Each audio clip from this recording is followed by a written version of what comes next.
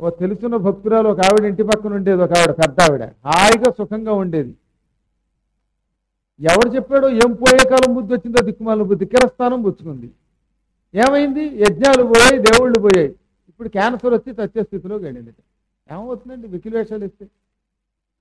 బాగుపడతారు. ఇప్పుడు కూడా నేను చెప్తున్నాను, నమ్మండి, హోమం చెయ్యండి, ఆ ధూమం పెంచండి, ఎటువంటి రోగమైనా అవుతుంది. బస్తీ మీద సవాలు అంత భక్తితో చేయాలి. కాకపోతే ఏ పనైనా అవుతుంది దానివల్ల. నీకు నమ్మకం లేకపోతే ఏం చేయలేం. ఎప్పుడూ కూడా అన్య మతముల జోలికి వెడితే చివరికి నశిస్తాం. మన శాస్త్రాల్లో ఇవన్నీ శాస్త్ర ధర్మాలు, ఇవన్నీ మనం బాగుపడడానికి చెప్పారు. చిన్నవిడిని పెళ్లి చేసుకుంటే ఆరోగ్యం బాగుంటుంది.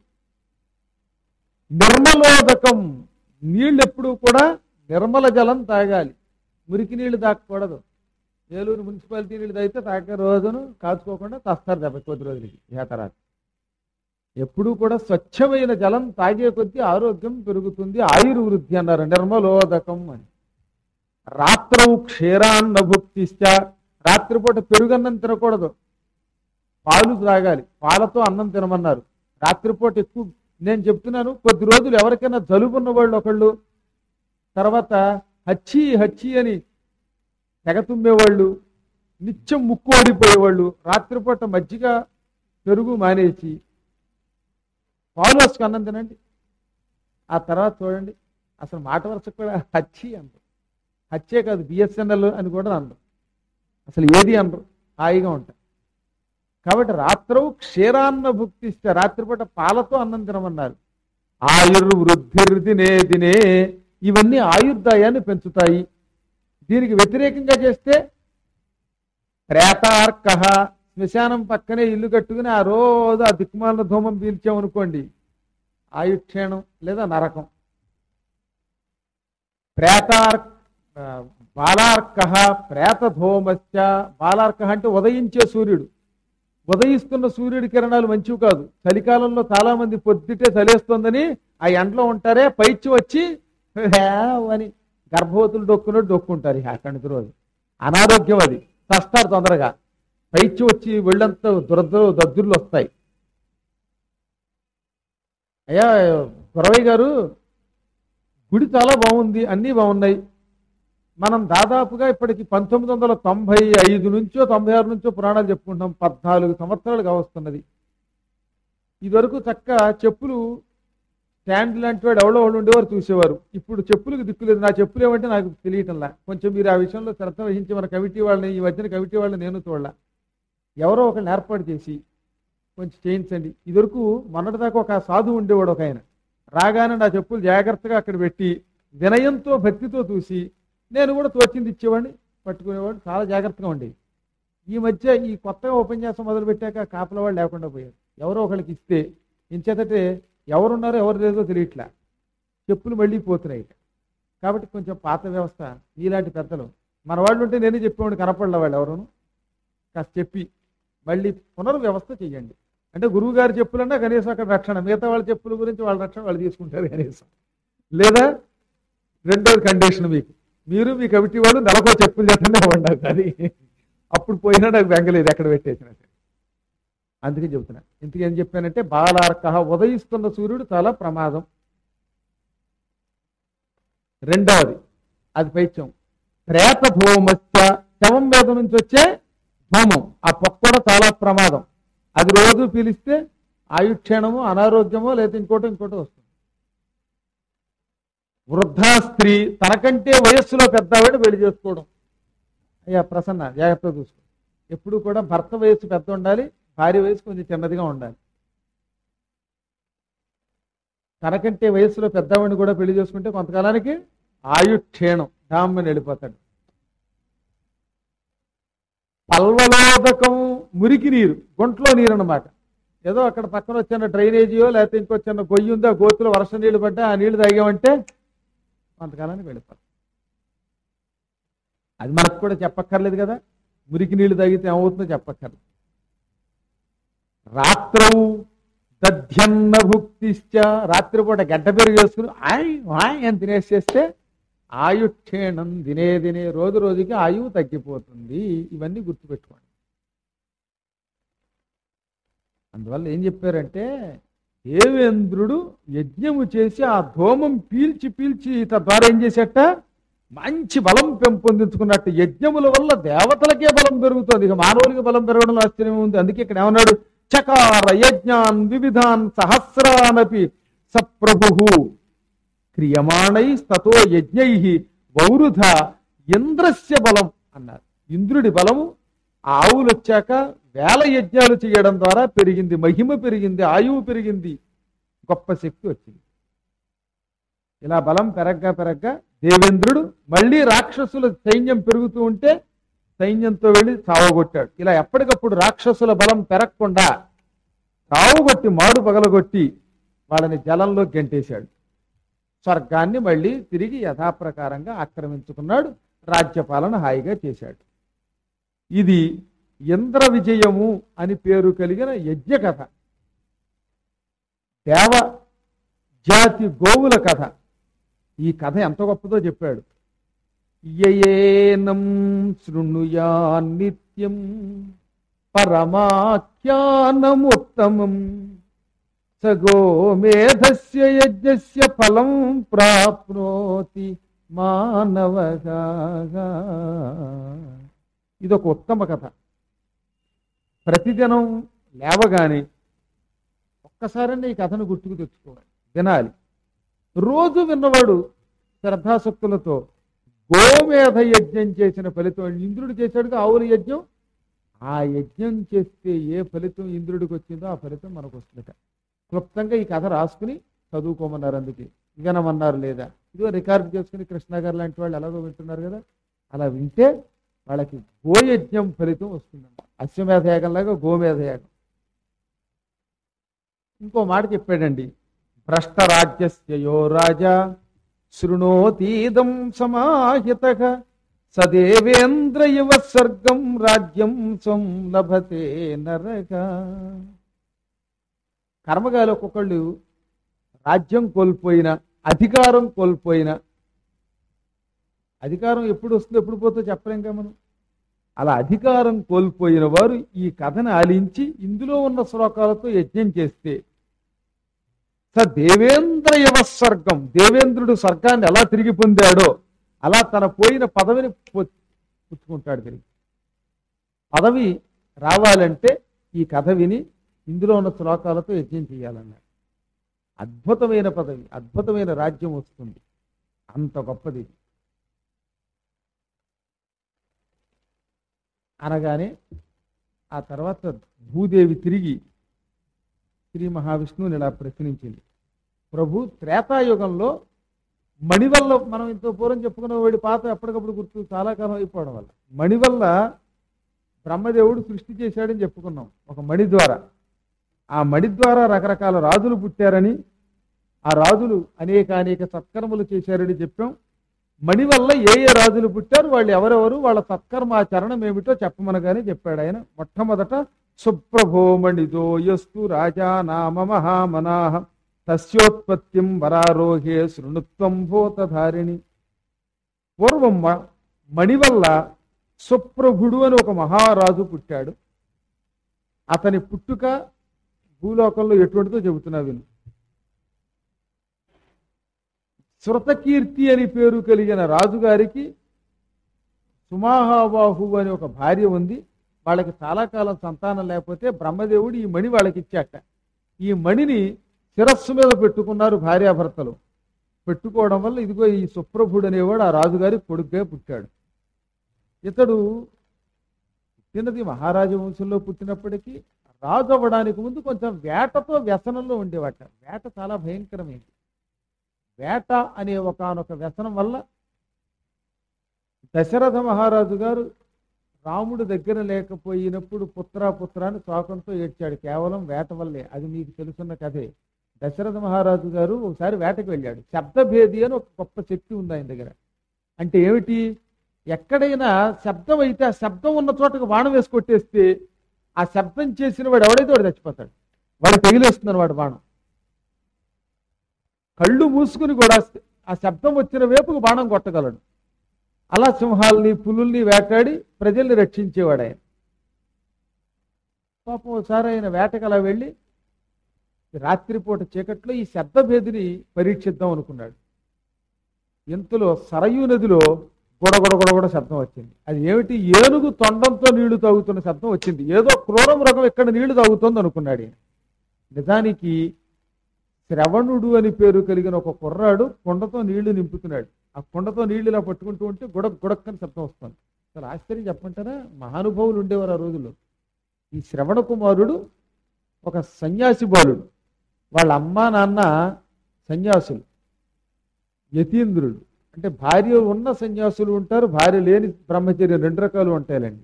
వశిష్ఠాది మహర్షులందరూ భార్యతో కలిసి ఉన్నవాళ్ళు. అలాగే శ్రవణ కుమారుడు తల్లిదండ్రులు గుడ్డివాళ్ళు, ముసలివాళ్ళు. వాళ్ళకు ఒకడే కొడుకు. ముసలి వాళ్ళైన తల్లిదండ్రుల్ని కావడిలో పెట్టి ఊరేగించి తీర్థయాత్రలు తిప్పేవాట. మనమా ముసలాళ్ళు, నామా నాన్న మిమ్మల్ని ఎక్కడ నేను తిప్పుతాను బాబాయ్, అప్రపెత్త వస్తే మిమ్మల్ని ఎక్కించడం కష్టం, మళ్ళీ ఎక్కడైనా చెయ్యించుకోవడం కష్టం అని తల్లిదండ్రులు సరిగ్గా తిప్పట్లా. ఆయన మోసేట కావిడిలో పెట్టి ఒక కుండలు పెట్టి మోసినట్టుగా ఓ దాంట్లో ఒక తల్లిని, ఓ దాంట్లో తండ్రిని పెట్టి తీర్థయాత్రలన్నీ మోసి తిప్పి వాళ్ళకి అన్నీ చూపించాడు. ఎంతటి గొప్పవాడండి ఆ మహానుభావుడు. పాపం నాకు ఆశ్చర్యంగా ఉంటాయి అలాంటి కథలు వింటూ ఉంటాయి. వాళ్ళ మహానుభావులు మనం. తల్లిదండ్రులు కొట్టేవాడు, చెప్పెట్టు కొట్టేవాడు, ఆస్తి కోసం లాక్కునేవాడు. నువ్వు నాకేం చేసావు, నువ్వు తల్లివా సవత్తల్లివా అనేవాడు. మొన్న ఒక ఆవిడ మొరబెట్టింది నా దగ్గర, మా అబ్బాయి చెప్పెట్టు కొట్టాడు, ఆస్తి కోసం నన్ను సవత్తల్లిలా చూసామంటున్నాడు అని. మీరు మనవాళ్ళే ఎరుగుతున్నాం ఇక్కడ 1 టౌన్లో.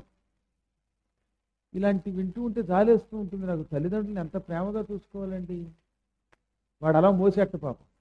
ఆ రాత్రిపూట పాపం చీకట్లో దాహం వేసింది ఆ ముసలాళ్ళకి, గుడ్డాళ్ళకి. అందుకని కుర్రాడ మంచినీళ్ళు తెమ్మన్నారు. చీకట్లో పంపడం ఇష్టం లేకపోయినా తప్పనిసరి పంపారు పాపం. వాడు రాత్రిపూట చీకట్లో కొండ ఉంచుకుని నీళ్లు ముంచుతూ ఉంటే, సరయూ నదిలో నీళ్లు ముంచుతూ ఉంటే కొండ మరి గుడగొడగడ అంటుందిగా, గుడగొడ శబ్దం వచ్చింది. ఈ తెలియక దశరథుడు అదేదో క్రూర జంతువు అనుకుని యథ విద్య పరీక్షించాలి. అప్పుడే కర్మ పోయే కాలం. వెంటనే బాణం ఎక్కుపెట్టి కళ్ళు మూసుకుని కొట్టేశాడు. అటు ఎటు వచ్చిందోటి. ఈ బాణం ఆ కుర్రాడికి తగిలేసింది.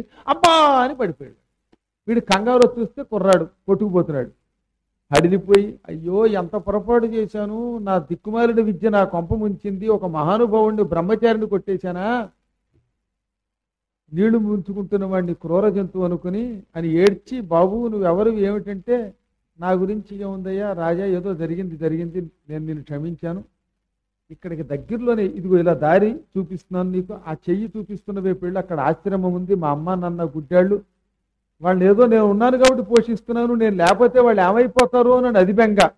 అన్నిటికీ మించి ఇప్పుడు దాహంతో చచ్చిపోతున్నారు, కాస్త నీళ్లు వాడి నోట్లో పోయి అని చెప్పి ఆ బాణం లాగేసి చచ్చిపోయాడు.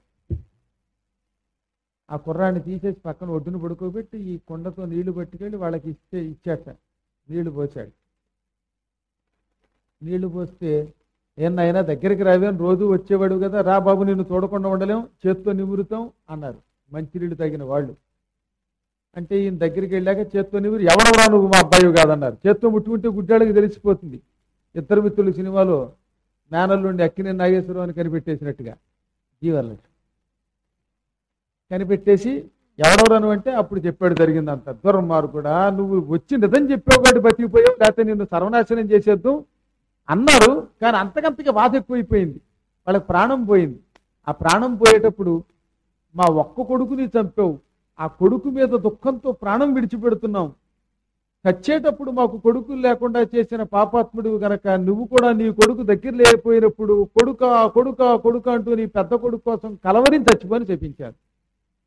అప్పుడు ఈయన సంకలు ఎగరేసేట, ఇలా సంకలు కొట్టుకుని ఆనందంతో ఎగిరేట. ఎందుకని, అసలు నాకు పిల్లలే లేక చచ్చిపోతున్నాను కదా, పుత్ర శోకంతో మరణించమని చెప్పించాడు గనక నాకు కొడుకు గ్యారంటీగా పుడతాడు అనుకున్నాడు. కానీ అసలు విషయం దగ్గరకు వచ్చాక ఏడ్చాడు అనుకుంటాం. కానీ నిజంగా శాపం వల్ల కొడుకులు పుట్టారు. కానీ కొడుకు దగ్గర లేకపోతే ఆ పెద్ద కొడుకు కోసం కొడుకు అని ఏడవడం తావడం ఎంత బాధో అర్థమైంది. గుండెకి తోలి చచ్చిపోయాడు అనుకోండి పాపం. అప్పుడు ఆయన చెప్పాడు ఒక మాట, అందుకని చెబుతున్నా, వేట సప్త వ్యసనాలలో ఒకటి. ఆ వ్యసనం వల్ల ఎందరో నాశనం అయ్యారు. ఇప్పటికి కూడా వేటాడిన వాడు ఎవడూ బాగుపడ్డు. మీరు చూడండి, జంతువుల్ని చంపిన వాడు ఇప్పుడు కుక్క తావే తెస్తాడు. సాయిబుగాడు పక్కన కూర్చుని ఆ కత్తితోటి పటకా పటకా పటకా అని ముక్కల కింద కొట్టేసే చచ్చిపోతున్నాడే పాపపు బుద్ధి వల్ల. అటువంటిది నిజంగా వేటాడిన వాడు ఏమవుతాడో ఆలోచించండి. ఎప్పటికీ జీవహింస వల్ల దుర్మరణం తప్పదన్నారు. ఇదిగో ఎందుకు చెప్పొచ్చేది ఏంటంటే, ఈ సుప్రభుడు వేటకి బయలుదేరాడు. స ఏకస్మిన్ దినే ప్రాయాద్ గగనం త్యాపదాకులం. పూర్వులు చెప్పారు వేట ఎప్పటికైనా ప్రమాదమే. వేట ఎందుకు పెట్టాం? కేవలం క్రూర మృగాలు పెరిగిపోయి ఋషుల్ని చంపినప్పుడు, లేక ఏలూరు లాంటి టౌన్ల మీదో సిటీల మీదో పడిపోయి ప్రజల్ని ఏడిపిస్తున్నప్పుడు ప్రజారక్షణ కోసం జంతువులు వేటాడమన్నారు. అంతేగాని సరదా కోసం జింకలను కొట్టి తినమల్లా, కుందేళ్లను కొట్టమల్లా. మీరు భక్తులా గుళ్ళో కూర్చుని అంచేత మొత్తం మీద క్రూర మృగాల కోసం వచ్చిన వేట చివరికి అది వ్యసనం అవ్వకూడదుగా, వీడికి వ్యసనం అయిపోయింది. ఒకనాడు ఆయన క్రూర మృగాలతోటే కాకుండా సాధు మృగాలతో కూడా ఉన్న ఒకానొక ఘోర అటవిలోకి వెళ్ళాడు. అలా వేటాడుతూ వేటాడుతూ వేటాడుతూ తిరిగాడు. తిరగ్గా తత్రాపశ్యదృశేర్ధన్యం మహదాశ్రమ మండలం. పవిత్రమైన ఋష్యాశ్రమాన్ని చూశాడు. అది ధన్యం అన్నారు, అత్యంత పవిత్రమైనది ఆ ఋష్యాశ్రమం. అక్కడ ఆశ్చర్యం చెప్పమంటారా? ఏనుగు ఇలా తొండం పెట్టిందిట. ఆ తొండంలోంచి నీళ్లు కారుతుంటే కింద సింహం కూర్చుందిట. సింహం ఏనుగల కూర్చుంటాయా? ఎంత ఐకమత్యం! అదే ఆ ఋషి గొప్పతనం. పులి ఆవు కలిసి హలో అని షేకింగ్ లెగ్స్ ఇస్తున్నాయి. కాళ్ళు చేతులకి ఉండకపోతే వాడి కాళ్ళు ఉత్తుకుని మనం చేతులు ఊపుకున్నట్టుగా. ఈ మధ్యన దిక్కుమాలాడు హైదరాబాద్లో షేక్ హ్యాండ్ ఇచ్చాడండి. నేను ఎప్పుడు షేక్ హ్యాండ్ ఇవ్వండి. వాడు గబుక్కులో చెయ్యి ఉత్తుకు ఊపాడు. చెయ్యి విరిగిపోయింది. పటపట ఎముకలు ఇరుక్కుపెట్టేశాడు వీడి దంపతే. కానీ వాడు కొంతమంది అలా ఇస్తారు. నువ్వు ఉన్నావుగా రోజునే బా ప్రాణం తీసేస్తారు ఏదో వేసా కోసం వెళ్ళినప్పుడు.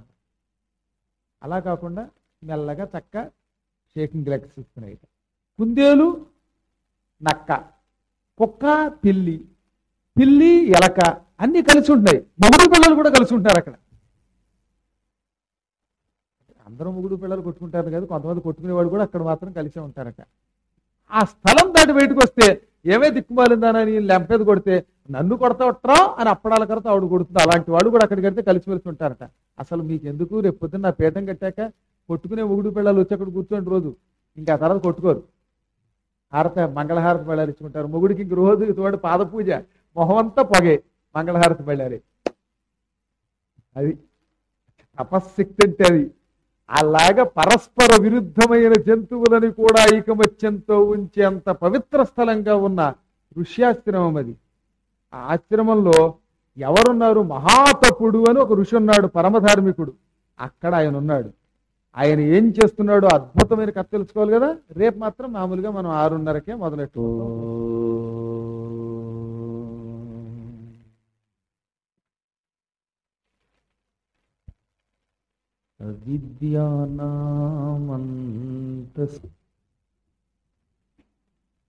ప్రజాపతి అని పేరు కలిగిన ఒక రాజుగారు వేటకి వెళ్ళడం, వేట అనే ఒకనొక వ్యసనం ప్రమాదమని తెలుసుండి కూడా వేటకు వెళ్ళాడని చెప్పుకున్నాం మనం. ఇతడి పేరే ప్రజాపాలుడు. నిజానికి ఇతను వేట ఎందుకు మొదలుపెట్టాడు అంటే, ప్రజలని పీడిస్తున్న క్రూర మృగాలను శిక్షించి తద్వారా ప్రజలకి ఉపకారం చేయడానికి.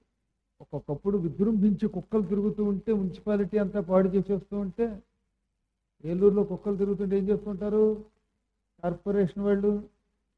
ఇన్ని పనులు తిని చక్కెర ఉపకారాలు చేయలేకపోయినా కనీసం కుక్కలన్నా కొట్టి చంపుతూ ఉంటారు ఏడాదికోసారి. కుక్కలను కొట్టినందుకు ₹1 కోటి ఖర్చు. సరే, ఖర్చు మాట ఎలా ఉన్నా మొత్తం ఏదో కొన్ని కుక్కలు తగ్గాయి కదా అని మనం ఆనందిస్తాం. అప్పుడప్పుడు పందులు కూడా విజృంభిస్తూ ఉంటాయి. మొన్న మధ్యని పందిని కొట్టబోయి మనిషి కాల్లో కొట్టాడు తుపాకీ గుండు. వాడు తొడలోకి వెళ్ళింది గుండు. సరే, మొత్తం మీద ఏమైనా కొన్ని పందులు తెచ్చాయి, కొన్ని మనుషులు పడ్డారు. అప్పుడప్పుడు ఇలాగా తప్పనిసరి పరిస్థితుల్లో కొన్ని మృగాలు పెరిగితే వాటిని శిక్షించి ప్రజల్ని రక్షించవలసిన బాధ్యత ప్రభుత్వం మీద ఉంటుంది. రాజులకి వేట అలా పుట్టిందే. అడవులలో ఉండవలసిన క్రూర మృగాలు బాగా పెరిగిపోతే విజృంభించి ప్రజల మీద పడిపోయి వాటిని చంపేస్తూ ఉంటే ప్రజల్ని కాపాడాలి కనుక ఎక్కువైన మృగాల్ని చంపి మళ్ళీ అడవిలోకి గెంటేస్తూ ఉండేవారు. పాపం కలియుగంలో అసలు మృగం ఎక్కడుంది? మనిషి కంటే గొప్ప భయంకర మృగం మరొకడు లేడు. అతి క్రూరుడు, అతి నీచుడు మానవుడు. మానవుండు వాని మననీడు సుఖముగా అని చెప్పాడు. కొంగల్ని వేటాడటం చాలా అపరాధమే. కానీ నిన్న మొన్న మా పీఠం కేసు పెడుతుంటే దారిలో ఎక్కడ కొంగల్ని ఒక 100 కొంగల్ని కట్టేసి పట్టుకుపోతున్నారు. ఎవడు పట్టించుకోవట్లా. మీరు ఎవరన్నా చూస్తే వెంటనే తీసుకెళ్ళి వాళ్ళని పోలీసుకి అరెస్ట్ చేయటం చెయ్యాలి. చేయకపోతే కొంతకాలానికి ఆ పాపంలో మీకు కూడా భాగం ఉంది. పట్టించుకొని వెంటనే ఎవడోడు కంప్లైంట్ చేయండి, తప్పులేదు. మనకెందుకు అనుకోకుండా ₹1 ఖర్చు అయితే అవుతుంది, 10 నిమిషాలు ఆలస్యం అయితే అవుతుంది. సత్యనారాయణ గారు అంటే బస్సు మీద వెళ్ళిపోతారు కాబట్టి రెయ్యమని కుదరదు. కొన్ని వందల మంది డ్యూటీ అది. కానీ మీకు ఆ పనులు లేవు కనుక మహా అయితే మీకు వంట ఆలస్యం అవుతుంది అంతే. కాబట్టి 1 గంట వంట ఆలస్యం అయితే వచ్చే నష్టంలా, గంట ఆలస్యంగా వంట జరిగితే తినడంలో కొంచెం తంట వచ్చిన ఈ పెంట గొడవ అయినా కొంత గంట అది ఆలస్యం అవుతుంది, గొడవ ఉండదు. కానీ ఇక్కడ జీవుల్ని కాపాడాలి. కొన్ని ఉన్నాయి తప్పు, అవి లేకపోతే లోకానికి మనుగడ ఉండదు. చేత క్రూర మృగాలను ఈ కలియుగంలో వేటాడటం కూడా దోషం అని చెప్పారు. అసలు ఎప్పుడూ జంతువుల్ని వేటాడటం వ్యసనమే. అందుకే సప్త వ్యసనాలలో వెలది జోదంబు పానంబు వేట మాట ప్రల్లదనము ఇవి చెప్పుకొచ్చారు. అందులో 3వది వేట. చాలా భయంకరమైన ఈ వ్యసనం శుభం కోసం మొదలై అశుభంతో పూర్తవుతూ ఉంటుంది. ప్రజాపాలుడు నిజానికి వ్యసనం కోసం కాకపోయినా ప్రజా రక్షణ కోసమే వేట మొదలుపెట్టాడు. కానీ క్రమక్రమంగా అది పెరిగిపోయి వేటాడే కొద్ది అదో పిచ్చట, కనపడిన వాటి కొట్టేస్తూ ఉంటే పడిపోతుంటే సరదా. పులిని పడగొట్టా, ఒక్క దెబ్బతో సింహాన్ని పడగొట్టా, 2 దెబ్బలతో ఏనుగుని పడగొట్టా అనిపిస్తూ ఉంటుంది. ఆ చర్మాలు ఒలిచేయడం, ఆ మాంసం పక్కన పోయటం, ఆ దంతాలు సేకరించటం, ఇది చాలా మత్తు అన్నారు. రక్తము మాంసము చూసే కొద్దీ మత్తు పెరుగుతుంది, తినటం. మరి అదొక కర్మ. మనమైతే గిలగిల్లాడిపోతాం. యాక్సిడెంట్లో ఎవడన్నా మడుగులో పడి ఉంటే కూడా ప్రాణం గిల్లార్చుకుపోతుంది. ఏది రక్తం చూస్తే వణికిపోయేవాడికి. రక్తం కూడా పొద్దున్నే కూల్ డ్రింక్ కింద తాగేవాడిని పక్కన పెడితే మనం ఏం చేయలేం. ఈ రాజుగారికి ప్రస్తుతం అంతకంతకీ జంతువులు వేటాడే కొద్దీ వ్యసనం పెరిగిపోయింది. చివరికి ఆ వ్యసనంతో ఉన్న ఆయన అదృష్టం బాగుండి ఏదో ప్రమాదం రాకుండా గండం నుంచి బయటపడే అవకాశం ఉంది, దైవానుగ్రహం ఉంది. అందులో అతడు వరపుత్రుడు కూడా కాబట్టి ఒక ఋష్యాశ్రమానికి వెళ్ళాడు. ఆ ఆశ్రమం మహాతపుడు అని పేరు కలిగిన ఒక ధార్మిక ఋషి ఆశ్రమం. ఆ ఋషి ఆహారం మంచినీళ్లు రెండూ విడిచిపెట్టి కఠోర దీక్షతో తపస్సు చేసుకునే ఉత్తముడు ఆయన. తపస్తేపే నిరాకారో జపల్ బ్రహ్మ సనాతనం. సనాతనమైన పరబ్రహ్మ ధ్యానం చేస్తున్నాడు. అంటే బ్రహ్మగాయత్రి మంత్రం అంట. కొంచెం బ్రహ్మగాయత్రి అందరికీ తెలియదు. మామూలు గాయత్రి విశ్వామిత్రుడు చేసిన గాయత్రిని మనం చేస్తున్నాం. హంస గాయత్రి కూడా చేస్తూనే ఉంటారు. బ్రహ్మగాయత్రి ఒకటి ఉన్నది. ఆ బ్రహ్మగాయత్రి మంత్రాన్ని అరుదుగా మహానుభావులు మాత్రమే ఉపాసన చేస్తారు. బ్రహ్మగాయత్రి మంత్రం సాధారణంగా పెద్ద మేరుప్రస్థాన్ని అభిషేకం చేసేటప్పుడు వాడతారు. అవి లోపల జపం చేయాలి. ఎప్పుడైనా శక్తిపీఠాలు సందర్శించినప్పుడు ఈ బ్రహ్మగాయత్రి మంత్రం జపించి శక్తిపీఠానికి నమస్కారం చేస్తే అటువంటి వాడికి తొందరగా విముక్తి లభిస్తుంది అని, సంసార బంధాల నుంచి విముక్తి లభిస్తుంది అని, కొన్ని తీవ్రమైన కష్టాలు ఉంటే ఆ కష్టాలు తొలగిపోతాయని చెప్పారు. బహుశా మనం కార్తీక మాసంలో ఎప్పుడన్నా ప్రతిష్ట చేసుకుంటున్నాం కనుక అటు సూర్యుడు ఇటు పడితేనే కార్తీక మాసం మాత్రం గ్యారంటీ ప్రతిష్ట. ఆ ప్రతిష్టా సమయంలో పాతపీఠం నుంచి కొత్తపీఠం దాకా నడిచి వెడతాం అందరం సామూహికంగా. ఆ వెళ్ళేటప్పుడు పూర్తిగా మంత్రం కాదు కానీ మంత్రంలో ఉన్న బీజం జపం చేసుకుంటూ వెళ్ళొచ్చు. అప్పుడు చేయిస్తాం. అటువంటిప్పుడు చేయిస్తే సామూహికంగా ఎక్కువ శక్తి వస్తుంది. ఇది జపం చేసేవాడు ఆ పూట పరులను నిందించడం కానీ, లేకపోతే క్రోధాదులకు గురవ్వడం కానీ, అనవసర ప్రసంగం, అధిక ప్రసంగం కానీ చేయకూడదు. ఇప్పుడు గుంట్లో కూర్చుని ఉపన్యాసం వినేటప్పుడు పనికిమాల కబుర్లు ఎందుకు వస్తున్నాయి? వస్తున్నాయంటే కబుర్లు వస్తున్నాయంటే వాళ్ళు చేసేవన్నీ వ్యర్థం, ఆ తపస్సులు వ్యర్థం. ఎప్పుడూ కూడా ఎక్కడ ఎలా ఉండాలో అది ఔచిత్యము అంటారు. ఔచిత్యం తెలియని వాడు ఎన్ని ఏళ్ళు తపస్సు చేసినా, ఎన్నాళ్ళు ఉపాసన చేసినా పెద్దగా ఫలితం ఉండదు. కాకరకాయల గింజలు గంగలో గడిగినట్టే. మనం కాకరకాయ గింజల్లో ఉండకూడదని చెప్పాను నేను. కుంటివాడు కూడా కొండ ఎక్కి అవతలకి దూకగలిగే శక్తిని పొందగలిగే స్థాయికి మనం దేవాలయాల్లో జపం చేయడానికి వినియోగించుకోవాలి. అంత స్థాయి పొందొచ్చు. ఇక్కడ ఎలా ఉండాలో అలా ఉండాలంతే. మనం ప్రశాంత మనస్కులే ఆనందంగా ఉండాలి. అంతేకాని పిచ్చి పిచ్చి కబుర్లతో జీవితం వ్యర్థం చేసుకుంటే ఆ గుడి అంటే ఏమిటి? అసలు కబుర్లు చెప్పుకోవడానికా, లేకపోతే కూర్చుని చెత్త చెప్పుకోవడానికా? దానికోసం కాదు, ఆనందంతో బ్రహ్మజపం చేసుకోవడానికి. దేవ సంబంధమేది. ఏమంటే అర్చన ఎలా చేయాలి, లేకపోతే పూజ ఎలా చేయాలి, రేపు కుంకుమ ఏం కావాలి, జపం ఏమిటి, ఇవన్నీ అడగడానికి పర్వాలే. మధ్యలో ప్రదక్షిణ చేస్తున్న వాళ్ళు అయిపోయి ఒకరితో ఒకళ్ళు రేపు పొద్దున్నేమో స్కూల్ ఉందా, 8ంటికా 9ంటికా, ఇవే ఇక్కడ 8ో 9ో. మన జీవితమే ఎన్ని కానీ గడియల్లోకి వచ్చిందో, ఎన్ని నిమిషాల్లో వెళ్ళిపోతుందో తెలియటంలా. కాబట్టి వ్యర్థ ప్రసంగం విడిచిపెట్టాలి. అప్పుడు వాడు దాంట్లో సిద్ధి పొందుతాడు. ఈ ఋషి పరమ ధార్మికుడు కాబట్టి జపం చెయ్యడానికి కావలసిన నియమనిష్టాలు తెలిసినవాడు కాబట్టి నిరాహార, ఆహారం విడిచిపెట్టాడు, అన్ని ధ్యాసలు విడిచిపెట్టాడు, అనవసర చర్చా ప్రసంగాలన్నీ విడిచిపెట్టేశాడు. తపస్తేపే, తపస్సుని చేశాడు. ఎలా తపస్సు చేశాడని చెప్పుకున్నాం? సనాతనం బ్రహ్మ జపన్, సనాతనమైన బ్రహ్మ గాయత్రి మంత్రాన్ని, పరబ్రహ్మ స్వరూపాన్ని జపించి తపస్సు చేశాడు. సరిగ్గా ఆయన జపంలో ఉండగా రాజుగారు ఆశ్రమంలో ప్రవేశించాడు. నిన్న కూడా మనం చెప్పుకున్నాం ఆశ్రమం ఎంత బాగుందో. అదే మహానుభావుల యొక్క ప్రభావం. అది ఋషులు అత్యంత భక్తి శ్రద్ధలతో జపం చేస్తే ఆ ఆశ్రమంలో వాతావరణం అంతా మారిపోతుంది. పరస్పరం విరోధంతో కొట్టుకు చచ్చిపోవలసినవి ఒకదాన్నోటి మింగడానికి చూసేటటువంటి జంతువులు విరోధం మరచిపోయి కలసి మెలసి ఉంటాయి ఆశ్రమాలు. అలా ఉన్నాయి అంటే ఆ ఆశ్రమం పవిత్రాశ్రమం అని అర్థం. సింహం, ఏనుగు, పులి, ఆవు, నక్క, కుక్క, పిల్లి, కుక్క, పిల్లి, ఎలక, పాము, ఎలక, పాము, కప్ప, ఇలా అన్నీ కలిసి ఉంటున్నాయి అక్కడ. మనుషులు కూడా కలిసి ఉంటున్నారు. ఆశ్చర్యం అక్కడ. మామూలుగా మనుషులకి ఇంకా ప్రమాదం. ముందు కూర్చున్నవాడు కొంచెం మనకి తగిలాడంటే జరగా అని మోకాలతో చేత్తో పొడుస్తామే, అలా పడవట్లే అక్కడ. ఆశ్చర్యంగా కలిసిమెలిసి ఉంటున్నారు. అస్సలు ఒకళ్ళ మీద ఒకళ్ళకి ద్వేషం లేదు. అంత హాయిగా అత్యంత భక్తి శ్రద్ధలతో ఐకమత్యంతో కూర్చుని ఉన్నటువంటి జంతువులు చూసి ఆశ్చర్యపోయాడు. విశ్రబ్ధం హరిణాశ్చరంత్యచకితః, విశ్రబ్ధం హరిణాశ్చరంత్యచకితాః అన్నారు. అచకితాః, ఏమీ భయం లేకుండా ఈ నిర్భయంగా లేళ్ళు కలిసి తిరుగుతున్నాయి అక్కడ, ఎగిరి గంతులు వేస్తున్నాయి. సాధారణంగా జింకలకి పిరికితనం ఎక్కువ ఉంటుంది.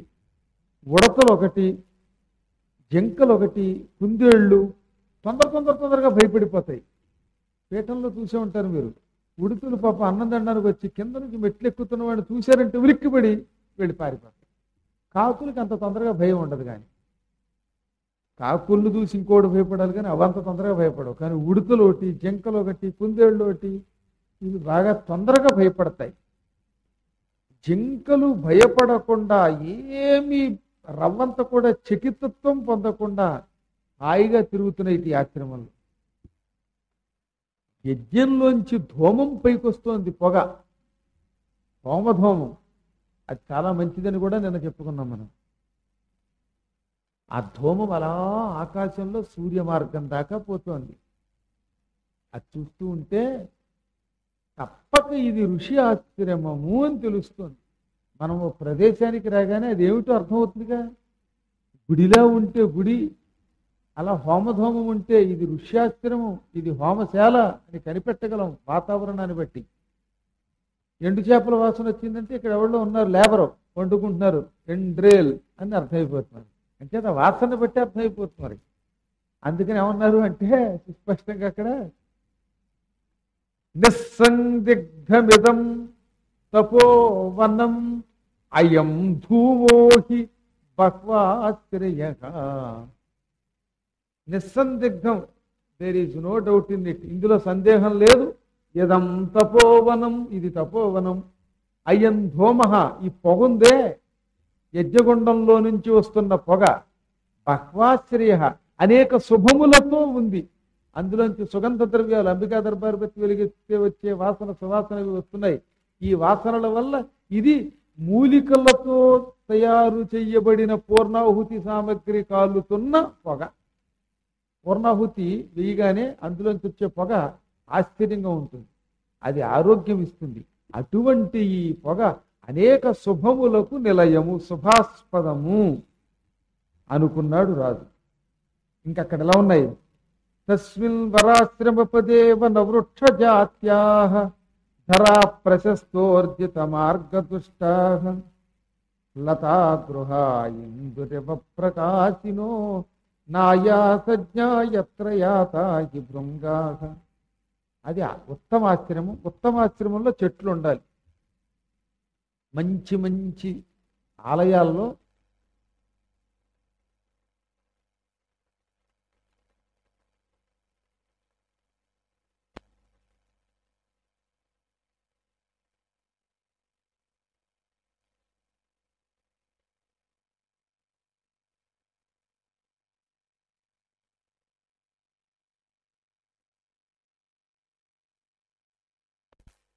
స్థలాలు ఉండేవి. ఇప్పుడు కలియుగంలో క్రమక్రమంగా స్థలాలు తగ్గిపోతున్నాయి, మరి అంచేత అన్ని తగ్గిపోతున్నాయి. ఉన్న జనమే వచ్చి కూర్చోవాలి. వనం బదులుగా జనం పెరిగారు. అప్పుడు వనం పావనం, ఇప్పుడు జనం ప్రభంజనం. అప్పట్లో ఈ ఆశ్రమాలన్నీ అరణ్యాలు గనుక అనేక వృక్ష జాతులు అక్కడ కనపడ్డాయి. మార్గమంతా చెట్లతో మూసుకుపోయింది. ఆ చెట్లకు అల్లుకుని ఉన్నాయి తీగలు, మల్లె తీగలు, సన్నజాజులు, జాజులు, ఎర్రజాజులు, రకరకాల తీగలు ఉంటాయి కదా, బొండు మల్లెలు, ఇవన్నీ అల్లుకుపోతున్నాయి. అవి పొదరిళ్ళు అన్నారు వాటిని. అంటే ఇలాగా అల్లుకుపోయి కింద కూర్చోడానికి వీలుగా ఉన్నాయిట. నిజంగా అలా మల్లె పొదల్లో హాయిగా లోపల కూర్చుంటే ఉంటుంది, దోమలు లేకుండా ఉంటే సుఖంగా ఉంటుంది, చల్లగా గాలి వేస్తుంది, ఆ సువాసన ఉంటుంది. పూర్వం పొదరిళ్లలో చిన్నపిల్లలు ఆడుకునేవారు. ఇప్పుడు పొదలు లేవు, ఇళ్ళు లేవు, ఉన్న ఇళ్ళే దిక్కుమాల ఇళ్ళు, అవే పొదరిళ్ళు అయ్యాయి. ఇంట్లో గదిలో ఇలా ముడుచు కూర్చోవలసిన గదులు వాడు. అలాంటి పొదరిళ్ళు, అందులో ప్రవేశించిన తుమ్మెదలు జమ్మంటూ హాయిగా చక్క పువ్వుల్లో తేనె తాగుతున్నాయి. దేవకాంతలు కూడా తిరుగుతున్నారటంటే వాళ్ళ అడుగులు కనపడుతున్నాయన్నారు అక్కడ. సురక్త పద్మోదర కోమలాగ్ర నఖాంగుళీభి ప్రసృతై సురాణం వరంగనాభి పదపంక్తి ముచ్చై విహాయ భూమిన్ త్వపి వృత్రశత్రో.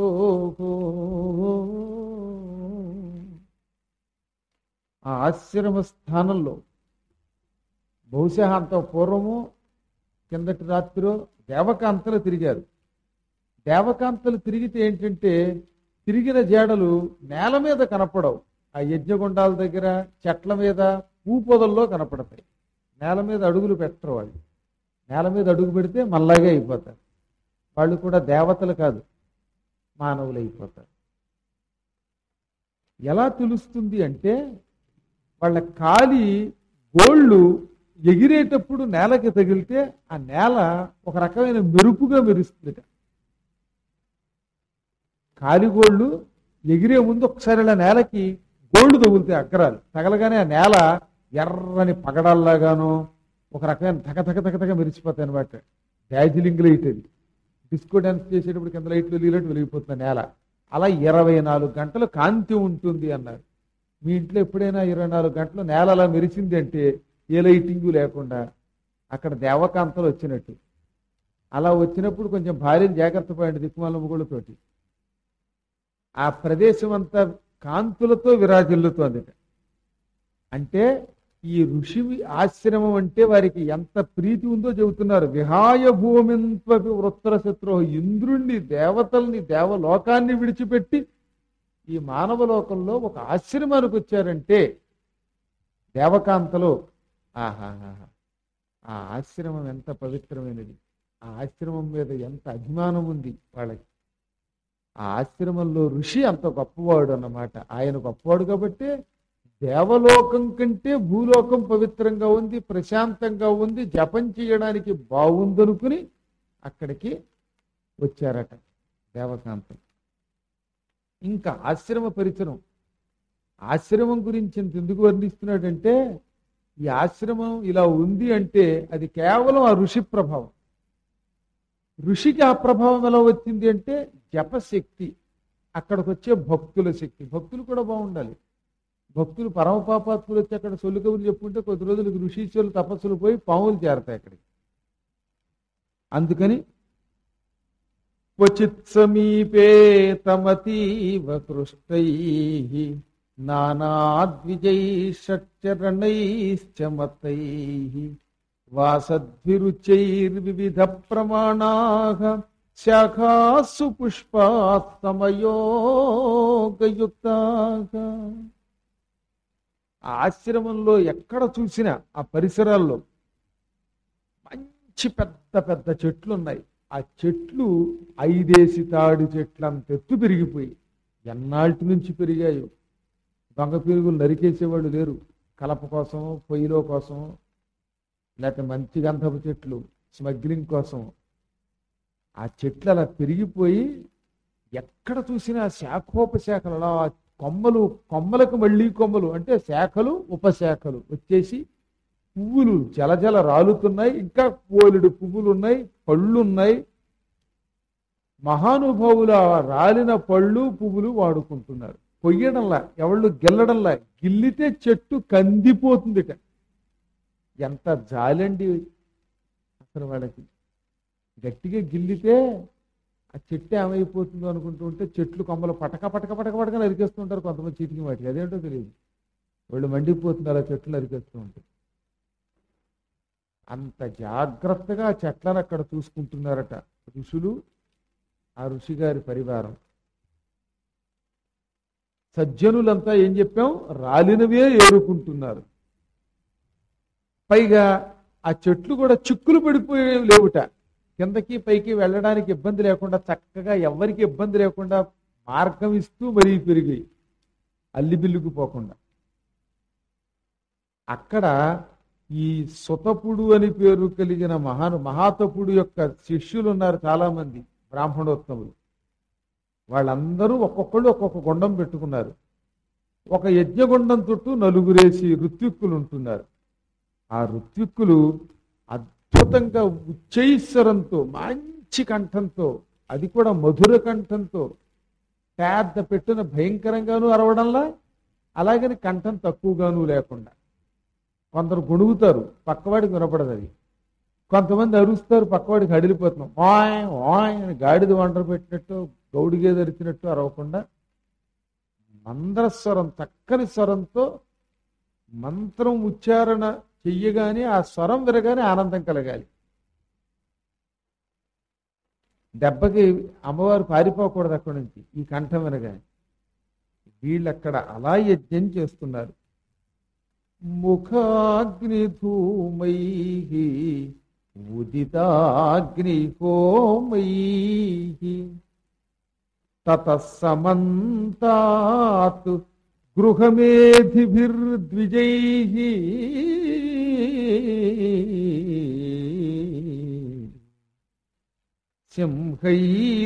సింహైరివాధర్మకరీ విదారితః సుతీక్ష్ణదంష్ట్రై వరమత్త కేసరై.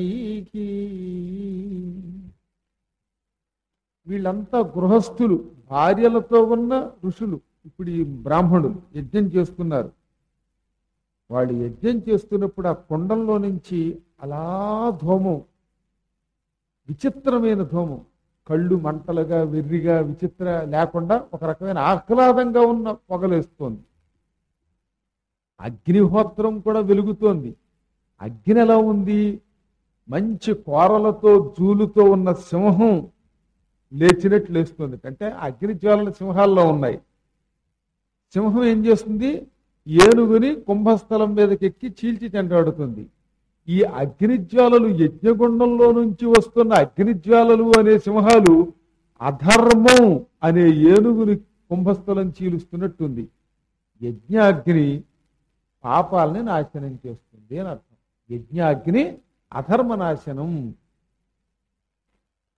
ఏవం రాజా వివిధానుపాయాన్ వరాశ్రమే ప్రేక్షమాణో వివేశ తస్మిన్ ప్రవిష్టే తు సతీవ్రతేజ మహాతపాః పుణ్యకృతాం ప్రధానక దృష్టో యథా భానురనంత భానుః కౌశ్యాసనే బ్రహ్మవిదాం ప్రధానక. ఆ రాజుగారు ఇవన్నీ చూశాడు, ఆనందభరితుడైపోయాడు. ఆహా, అత్యంత పవిత్రమైన ఈ ఆశ్రమంలో అడుగు పెట్టడం నా పూర్వజన్మ సుకృత పరిపాకం అనుకున్నాడు ఆయన. అనేక రకాల వింతలు చూశాడు, విశేషాలు చూశాడు, మధురములైన ఫలాల వాసన పీల్చుకున్నాడు, పువ్వుల వాసన పీల్చాడు. అక్కడికి రాగానే ఒకానొక ప్రదేశంలో దర్భాసనం మీద కూర్చుని దీక్షాభరితుడై ఉన్న మన మహాతపుణ్ణి చూశాడు. ఆయన ఎలా ఉన్నాడు అంటే తీవ్ర తేజ, మహా తీవ్ర తేజస్సుతో ఉన్నాడు. కోటి సూర్యుల కాంతితో వెలిగిపోతున్నాడు. బ్రహ్మచర్య నిష్టతో నిరంతరం చేసి జపించిన జప ప్రభావం, యజ్ఞ ప్రభావంతో అవడానికైన నల్లగా ఉన్నట్ట, కానీ ముఖంలో తేజస్సు ఉంది. ఆ తేజస్సే గొప్ప. మనిషికి రంగుతో సంబంధంలో ఒక్కొక్కడిని చూస్తే దరిద్రం శవం చూసినట్టు ఉంటారు. ఆస్ట్రేలియా వాళ్ళు కొంతమంది ఉంటారు చూసారు, అలాగే ఇంగ్లాండ్ వాళ్ళు ఆ క్రికెట్ ఆడుతుంటారు. వాళ్ళని చూస్తుంటే భయం వేస్తుంది. ఫ్రిడ్జ్లో పెట్టిన శవంలో ఉంటారు వాళ్ళు. ముట్టుకుంటే హడిలిపోతున్నాడు. ముఖంలో ఎక్కడ కళాకాంతి ఉండదు, కాబట్టి తెలుపుతో సంబంధం ఉండదు. ఒక్కొక్కడు మంచి నల్లగా ఉంటాడు, ఏదో తెలియని ఒక వర్చస్సు ఉంటుంది ఆ ముఖంలో. ఆ వర్చస్సు కావాలి మనకి. తగతగతగలు ఆడిపోతుంది ఆ వర్చస్సు, సూర్యకాంతి అది. అది ఎలా వచ్చింది అంటే జపం వల్ల వచ్చింది. ముసలాళ్ళు అయిపోయి చావడానికి సిద్ధంగా ఉన్న వాళ్ళల్లో కూడా కొంతమంది ఋషుల్లో చూడండి, ఏదో కాంతి ఎందుకు వస్తుందంటే కాంతి అందం, శరీర సౌందర్యం కాదు, జప సౌందర్యం, నిష్ఠది. లోపల ఉన్న బ్రహ్మ తేజస్సు అంటారు దాన్ని. బ్రహ్మ తేజస్సు అన్ని తేజస్సుల కంటే గొప్పది. అటువంటి మహా తేజస్సుతో అలరారిపోతున్నాడు ఒక ఋషి. అదే ఆయన మన మహాతపుడు. అనేక కిరణాలతో ప్రకాశిస్తున్న సూర్య భగవానుడికి మారు రూప అన్నట్టుగా ఉన్నాడు ఆయన. పుణ్యకృతాం ప్రధాన. పుణ్యకృత్ అంటే పుణ్యం చేసినవాడు. పుణ్యం చేసిన వాళ్ళలో కల గొప్పవాడు. పుణ్యం చేసిన వాళ్ళు చాలా మంది ఉంటారు, అందరూ పుణ్యం చేసిన అందులో ఒకడు గొప్పవాడు ఉంటాడే, అలాంటి గొప్పవాడు ఈయన, ప్రధానుడు ఈయన. అటువంటి వాడు ఇంకా ఎలా ఉన్నాడు? యథా భానురు అనంత భాను, అనంత కిరణములతో ఉన్న సూర్యుడు మహా తేజస్సుతో ఉన్నట్టుగా ఉన్నాడు. కౌశ్యాసనే, దర్భాసనం మీద కూర్చునున్నాడు ఆయన. దర్భల మీద కూర్చున్నాడు, బ్రహ్మజ్ఞాని. అటువంటి మహా నిష్ఠాగరిష్ఠుణ్ణి, పరమ పౌరాణికుణ్ణి చూశాడు. రాజుగారికి పశ్చాత్తాపం కలిగింది, ఎంత పొరపాటు చేశాను. ఇటువంటి మహర్షులు తపస్సు చేసుకునే అరణ్యాల్లోకి జంతువుల్ని వేటాడటానికి వచ్చాను. వేధవ బుద్ధి. ధిక్ క్షత్రియ బలం. ఎందుకు ఈ క్షత్రియ లక్షణం, ఎందుకు ఈ బలం? కనిపించిన జంతువుని వేటాడటం, హింసతో బతికే మేమెక్కడా? అత్యంత అహింసావాదులైన వీళ్ళెక్కడ? అయితే అహింసావాదం ఎల్లవేళలా పనికిరాదు, ఆయనకి తెలుసు. అడవిలో ఈ ఋషుల దగ్గర పనికిరాదు అనుకున్నాడు ఆయన. నేను ఎప్పుడు ఆయుధం ఎత్తనంటే పాకిస్తాన్ వాళ్ళు వచ్చి మన మీద పడి చంపరు, కాబట్టి ఇక్కడ మిలిటరీ ఫోర్స్ అవసరం. అక్కడ పొడిచి పారేయాల్సిందే వాడిని. కనిపించిన తురకాండల్లా కసాపిసా కొట్టాలంటే బలం ఉండాలి. మహారాజులు లేకపోతే ఎలాగా? ఓహో, ఎక్కడికి వెళ్తే అక్కడికి వాయ్ వాయ్ అని ఇలా తిప్పేటటువంటి స్థిరస్థానం వాళ్ళు పడవాలంటే మన వాళ్ళు అవసరమే. అయితే ఇక్కడ ఎక్కడ ఉపయోగించకూడదో బలం అక్కడ ఉపయోగించకూడదో నేను అనుకుంటున్నాడు. ఇప్పుడు గుళ్ళోకి వచ్చి యజ్ఞాలు శాంతి దీక్షతో ఉండవలసిన చోట ఇక్కడ తుపాకులు ఉపయోగిస్తామంటే ప్రమాదం కదా, ఇక్కడ ఉపయోగించకూడదు.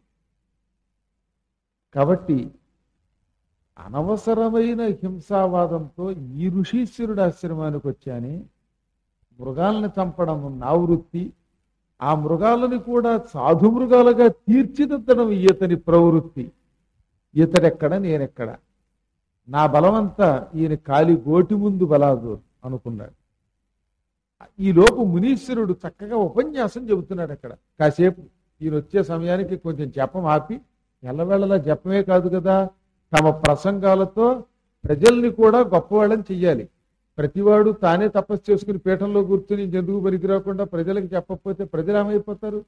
అంచేత ఎప్పుడూ కూడా ధర్మాత్ములు చేయవలసిన పని, గురువులు చేయవలసిన పని ప్రజా మధ్యంలోకి వచ్చి మంచి శ్రద్ధాశక్తులతో జపం చేస్తూ ఉన్నటువంటి వాడు అంతకంటే 1000 రెట్లు శ్రద్ధతో ప్రజలకు బోధ చెయ్యాలి, ప్రజల్ని సరైన మార్గంలోకి తీసుకెళ్ళాలి. ప్రజానీకాన్ని సరి అయిన మార్గంలోకి నడిపి వారిలో చైతన్యాన్ని రేకెత్తించి వారిని ధర్మ కర్మానుబద్ధుల్ని చెయ్యకపోతే అటువంటి ఋషి, అటువంటి గురువు బతికినా చచ్చిన వాడితో సమానం. అందుకే ఈయన ఏం చేశాట, ప్రసంగం చేస్తున్నాడు. అనుత్తమంచ ప్రతిమం మునిం సహ. అది ఎటువంటిది అంటే ఉత్తమోత్తమైన ప్రసంగం. నాయనలారా, ఇది ధర్మం, ఇది సత్కర్మ, ఇక్కడ హింస ఉండకూడదు, ఇక్కడ హింస ఉండాలి, ఇది అహింస, ఇది హింస, ఇది కొంచెం చూసుకోండి, ఇది ధర్మం, ఇది అధర్మం అని చెబుతున్నాడు. అంటే ఇవన్నీ ఇంచుమించుగా 1-2 సార్లు అందరికీ తెలుసున్నవి. ఎన్నిసార్లు విన్నా మళ్ళీ గురువుల ద్వారా వింటే అది. ఇప్పుడు భాగవతం, భారతం, ఈ పురాణాలు ఎన్నిసార్లు విన్నాం మనం, అయినా మళ్ళీ కొత్త వినాలి. ఇది హింస, ఇది అహింస అని నేను మీకు చెప్పే 100 సార్లు చెప్పచ్చు, కానీ మళ్ళీ 100-101 కూడా వినాలి. ఇలా నిరంతరం బోధ అంటే దాని యొక్క లక్షణం అదే. రోజు చూస్తున్న సరస్వతిని మళ్ళీ చూడాలి, రోజు తింటున్నమే మళ్ళీ రాత్రి ఇంటికి వెళ్ళాక తినాలి. అంటే తప్పదు. దిక్కుమాలను మొగుడా 10 ఏళ్ళు కాపురం చేసావు, 11వ ఏడు కూడా నువ్వేనా అని మొగుడిని గంటేస్తున్నారా? గంటట్లేదే. అంచేత ఇవి కొన్ని ఉంటాయి, ఇక లైఫ్ లాంగ్ తప్పు అన్నారు. ధర్మము కూడా ఎన్నిసార్లు విన్నా మళ్ళీ కొత్త, మళ్ళీ వినాలి. చెప్పే విధానంలో మళ్ళీ కొత్తదనం వస్తూనే ఉంటుంది. అందుకే ఆ మునీశ్వరుడి ప్రసంగం ఇతన్ని ఆకట్టేసింది. ఆ మునిని చూడగానే ఏదో తెలియని ఆనందం పొందాడు, దివ్య స్థితి వచ్చింది, అన్నీ మర్చిపోయాడు. అలా 2 చేతులు జోడించి వినయంగా ఉండిపోయాడు. ముని చూశాడు ఈయన్ని. ప్రజాపాల మహారాజా అన్నాడు. అసలు ఈయన పేరు చెప్పకుండానే పేరుతో పిలిచాట. ఈయన చచ్చు ప్రశ్న ఇలా, నా పేరు మీకెలా తెలిసిందండి అని అడగల. ఎందుకంటే సింహాన్ని ఏనుగుని కలిపి ఉంచగలిగిన శక్తి అయ్యిందా. ఆయన దగ్గరికి వెళ్ళి నా పేరు ఎలా తెలిసిందండి, నా ముఖం తోడగానే జాతకం ఎలా చెప్పారండి అంటే ఏముంటుంది. కాబట్టి శక్తి గొప్పది కనుక ఆయన వినయంగా వెళ్ళాడు. దా ఇదిగో తీసుకో ఆసనం, ఈ చాప వేసుకో, కాళ్ళు కడుక్కోవడానికి నీళ్లు, తాగడానికి నీళ్లు పుచ్చుకో, ఇదిగో మధుపర్కం అంటే తేనె పెరుగు కలిపి చేతిలో పోస్తారు. అది నడిచి వచ్చిన వాడికి తేనె నుండి పెరుగు కలిపిస్తే ఎంత శక్తో. పూర్వం మన ఇంటికి వచ్చిన వాళ్ళకి మధుపర్కం అంటే అది. ఇప్పుడు మధుపర్కం అంటే తెల్లబట్టలు పెట్టేసి ఇదే మధుపర్కం అంటున్నాం. ఇది మధుపర్కం కాదు. మధుపర్కం ఇచ్చేటప్పుడు ఇవ్వవలసిన బట్టలు అవి. అసలు మధుపర్కాలు లేవు ఇప్పుడు. ఇంతే, అంచేత గుర్తుపెట్టుకోండి. తేనె పెరుగు, కొన్ని వాటిల్లో రకరకాల మెంతులు ఇలాంటి చిన్న చిన్న మూలికలు కూడా కలిపేవారు. కనీసం తేనె పెరుగు కలిపినా చాలు. బాగా నడిచి రాగానే ఇంటికి అలిసిపోయి రాగానే కాస్త ఒక ఇంత గిన్నెతో ఇవ్వండి, ఉగ్గు గిన్నెడు ఇవ్వండి, ఆవదం పట్టినట్టు పూర్వం. ఆ తర్వాత వాడికి నీరసం ఉంటుంది. వాడికండి షుగర్ పేషెంట్కి కూడా మంచిది తేనె. మామూలుగా తీపిస్తే తస్తాడు వాడు, కానీ ఇప్పుడు మాత్రం ఇది చాలా మంచిది. తేనెలో ఉన్న తీపి మంచిది, అందులో పెరుగు కలిస్తే మరింత మంచిది. అసలు రోజు 4-5 కప్పులు పెరుగు, పచ్చి పెరుగు తినేసినా చాలా, అన్నంలో కలుపుకోక్కర్లేకుండా నాకి తినేశారంటే చాలా ఆరోగ్యం, ముఖాలకు ముడతలు పోతాయి. పెరుగు దొరక్కగానే లేకపోతే నేను తినేసేవాడిని. ఇప్పుడు కూడా దిక్మాల పెరుగు, కలియుగంలో అంతా పులుపు పెరుగు. పుల్ల పెరుగు తింటే మళ్ళీ కాస్త హచ్చి హచ్చి అని వస్తాయి మళ్ళీ. అదొక గొడవ ఉంది. సరే మొత్తం మీద ఏది ఏమైతేనే అవన్నీ ఇచ్చాడు ఆయన. అతిథి మర్యాదలు చెయ్యవలసినవన్నీ చేశాడు. అభ్యాగత క్రియాం చక్రే ఆసన స్వాగతాదిభిః. ఆసనం స్వాగతం చెప్పడం, అభ్యాగత క్రియలన్నీ చేశాడు. ఇంటికి వచ్చిన వాడిని ఎలా గౌరవించాలని శాస్త్రం చెబుతున్నదో అలా చేసేశాడు. తర్వాత రాజుగారు ఋషీశ్వరుడికి కాళ్ళకి నమస్కరించాడు. దానిని సాష్టాంగ నమస్కారం అన్నారు. ఆ తర్వాత ఆసనం మీద కూర్చుని, మహానుభావ, ఆనందం బ్రహ్మానందం కలుగుతోంది మిమ్మల్ని చూస్తూ ఉంటే. ఈ సంసారం అత్యంత దుఃఖంతో నిండినది. సంసారంలో ఒక్క రవ్వంత కూడా సుఖం జ్ఞానికి కనపడదు, అజ్ఞానికి ఇందులో సుఖం కనపడుతుంది. అరటిగా కూరేసుకు అన్నం తింటే ఆనందం పోటవాడికి.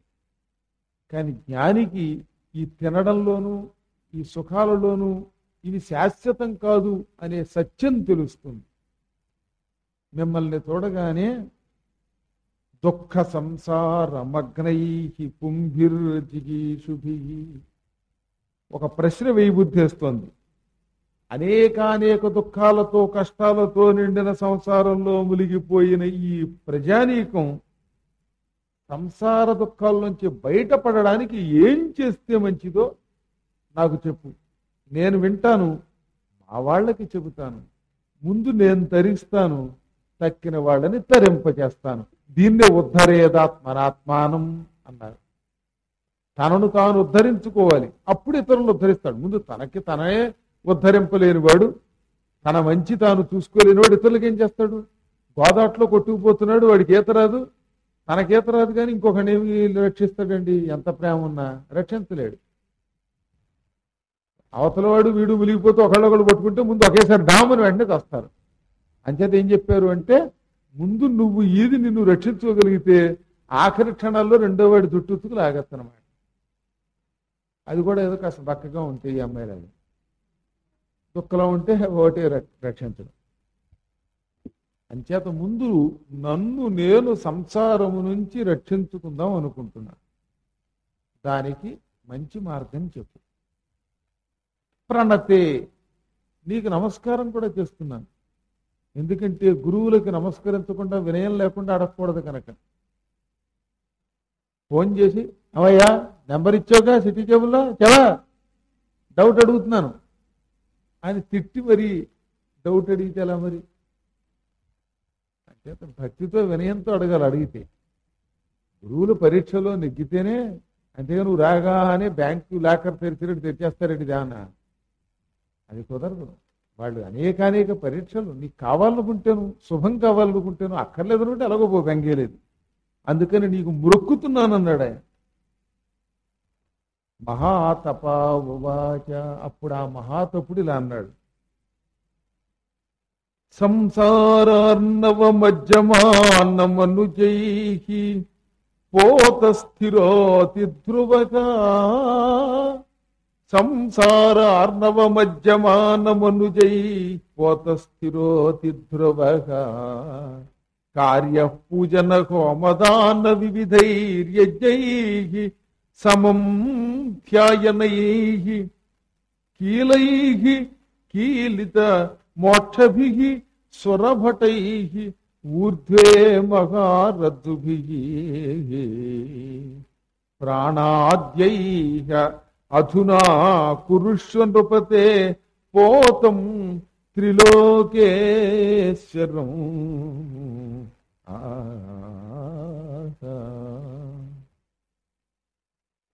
రాజా, నువ్వు చాలా గొప్పవాడివి. ఎంతో మంది వచ్చారు కానీ ఇంత చక్కగా నన్ను ప్రశ్నించిన వాళ్ళు లేరు.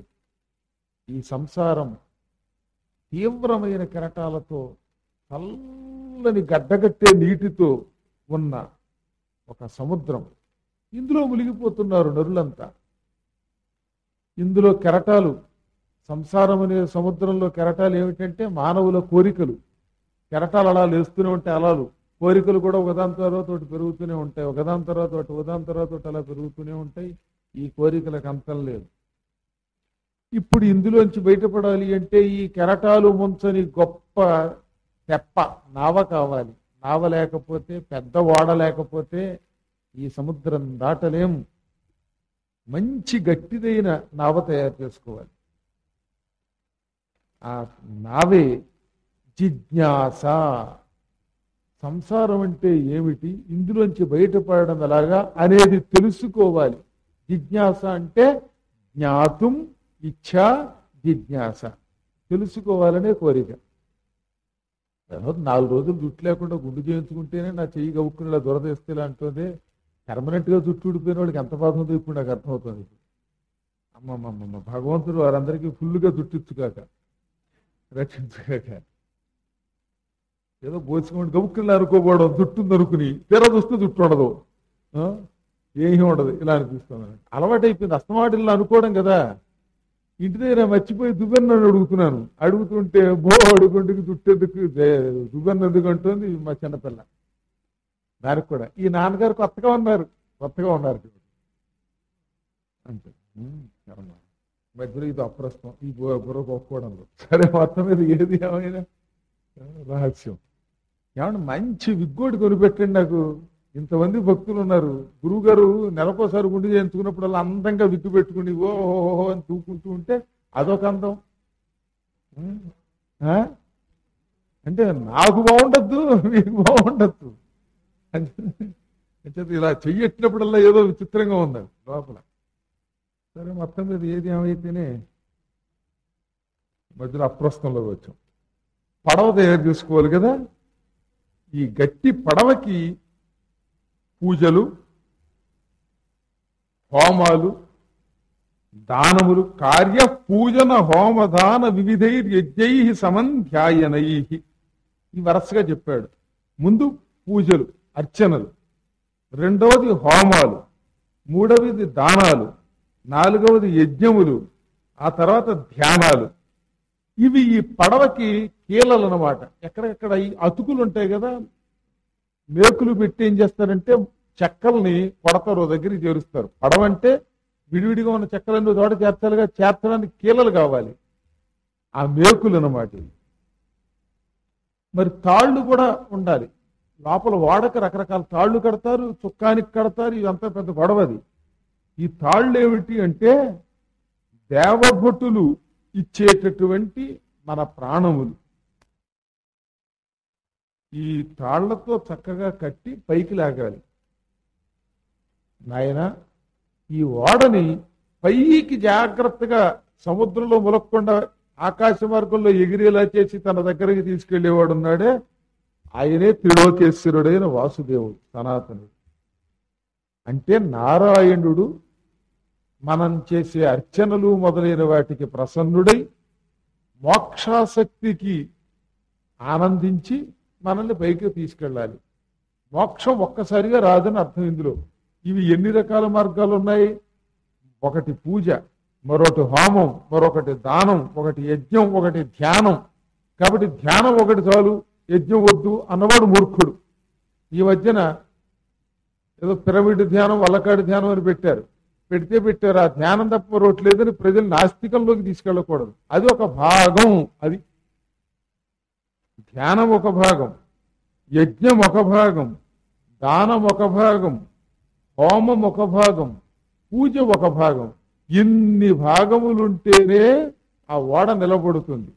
ఓడ అంటే ఒట్టి చెక్క కాదు కదా, వాడ అంటే ఒట్టి మేకులు కావు కదా, ఒట్టి తాళ్లు కావు కదా, ఒట్టి మధ్యలో ఈ స్తంభం ఒకటే కాదు కదా చుక్కాని. కాబట్టి అన్నీ ఉండాలి. ఇందులో ఏది తగ్గినా ఆ పడవ మొత్తం చిల్లడి పాడైపోతుంది. కాబట్టి మానవ జీవితం మోక్షం కేసి వెళ్ళాలి అంటే ఇవన్నీ మార్గములు సుమా. ఈ మోక్షమిచ్చే అద్భుతమైన వాడని నిలబెట్టాలి అంటే నారాయణుడి గురించి భక్తి శ్రద్ధలతో నమస్కరించాలి. నారాయణం నరకహరం సురేశం భక్త్యా నమస్కుర్వతి యో నృపేశ సవీత శోక పరమం విశోకం ప్రాప్నోతి విష్ణో పదమవ్యయం తత్. అసలు విష్ణువు అంటేనే నరకం తారయతీతి నారాయణ. నారాయణుడు అంటే ఇది కూడా అర్థం ఉందండి. నరకమును తరింపజేసేవాడు. అత్యంత భయంకర నరకం అంటే అది రూపుమాపి మనల్ని ఉద్ధరించేవాడు. అలా నరకం నుంచి మనల్ని సముద్ధరించే మహానుభావుడు దేవదేవుడైన నారాయణుడికి భక్తి శ్రద్ధలతో నమస్కరించాలి. ఈ సంసారము అనేటటువంటి సముద్రం దాటగోరిన వాడు, ఈ వాడెక్కదలిచిన వాడు. ఆ మహావిష్ణు పదం పొందడానికి అది ముఖ్యం. ఆ నమస్కారం వల్ల అవ్యయమైన పదం ఇస్తాడు. అవ్యయము అంటే ఏ కాలంలోనూ ఏ స్థితిలోనూ చెడనిది. గుర్తుపెట్టుకోండి. అవ్యయం అంటే సరైన నిర్వచనం ఏమిటి? ఒక వస్తువు ఒక కాలంలో ఉండి ఒక కాలంలో పాడైపోతుందిగా. సీతాఫలం ఉంది, శీతకాలంలో ఉంటాయి, తక్కిన కాలంలో ఉండవు. మామిడి పండు ఉంది, అది వేసవకాలంలో ఉంటుంది, కానీ ఇప్పుడు కాదు, 2 చినుకులు పడితే కుళ్ళిపోతాయి. అదే కాదు, పొద్దున్న వండిన అన్నం మధ్యాహ్నానికి పాడైపోతుంది. కాదండి, పాడవదని ఇంట్లో పెట్టుకుంటే 4 రోజులు పోయాక పురుగులు వస్తాయి. ఫ్రిడ్జ్లో పెట్టిన ఎంతకాలం? కొంతకాలమే. ఒక స్థాయి దాటితే చివరి కుళ్ళిపోక తప్పదు.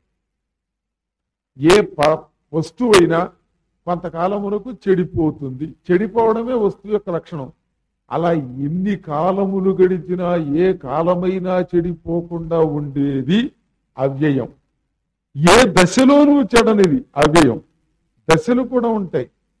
పిందిగా ఉంటుంది, పండు అవుతుంది, పండాక కుళ్ళుతుంది పండు. మనకు కూడా ఉన్నాయి దశలు: బాల్యం, యవ్వనం, వార్ధక్యం. ఈ 3 కాలాలు అయ్యాక, వార్ధక్యం అయ్యాక క్రమంగా చెడిపోతుంది. అప్పుడు ఏమవుతుంది? మనకి రకరకాల లక్షణాలు. పళ్ళు ఉడతాయి, కళ్ళు కనిపించవు, చెవులు కనిపించవు. ఓహో మళ్ళీ వినబడలే. క్రమంగా చివరికి ఈ శరీరం శిథిలం అయిపోతుంది. శ్మశానానికి పట్టుకుపోతారు. దెబ్బల్లో పెట్టేవాళ్ళు కొంతమంది, కాల్చేవాళ్ళు కొంతమంది. దెబ్బల్లో ఎక్కువ కాలం పెట్టకూడదు. అది ఎవరికో కొద్ది మందికి. ఈ మధ్యన దిక్కుమాలాళ్ళు, దిక్కుమాల మతాలు 2 ఉన్నాయి. అవి దెబ్బల్లో పెడతాయి. మొత్తం భూమంతా ఆక్రమించేస్తారు వాళ్ళు. అందులోకి వెళ్ళి పురుగులు పట్టిపోయి చివరికి శరీరం స్థితి పాడైపోతుంది. కాబట్టి నిజానికి ఏ స్థితిలో, ఏ దశలో, ఏ పరిస్థితిలో నాశనం కాని దాన్ని అవ్యయము అన్నారు. అందుకే విష్ణుమూర్తికి అవ్యయ అని నామం ఉందిగా. అవ్యయ పురుష సాక్షి క్షేత్ర జోక్షర ఏవచ. అవ్యయ ఏ స్థితిలో, ఏ దశలో, ఎప్పటికీ, ఎలాగా, ఎక్కడున్నా చెడనిది. దట్ ఈజ్ కాల్డ్ అవ్యయ. ఇప్పుడు రాజుగారు అడిగాడు, చాలా బాగుందండి. చెట్ట చివరికి శ్రీమన్నారాయణుడి పాదపద్మాలాశ్రయించడం మోక్షానికి మూల కారణం అన్నారు. ఆయన్ని ఎలా పొందాలి, ఏమిటి తెలుసుకోవాలి కదా. అందుకని ప్రశ్నిస్తున్నాడు. పరిప్రశ్నే బసేవయ్య. చక్కగా ప్రశ్నించాలి. అసలు ప్రశ్నించడంతో మోక్షం సగం. భగవన్ సర్వధర్మజ్ఞ కథం విష్ణు సనాతన పూజ్యతే మోక్షమిచ్చద్భిః పురుషైః వదతత్వతగా. నువ్వు అన్ని ధర్మాలు ఎరిగినవాడు. నీకు ఇది తెలుసు అది తెలియదు అనడానికి వీల్లేదు. అన్నీ ఎరిగినవాడు. ఒక ముక్కలు చెప్పాలంటే సర్వజ్ఞుడి. విష్ణుమూర్తి సనాతనుడు అని చెప్పావు. ఆ సనాతనుడైన భగవంతుడు వాసుదేవుణ్ణి మోక్షం పొందాలి అంటే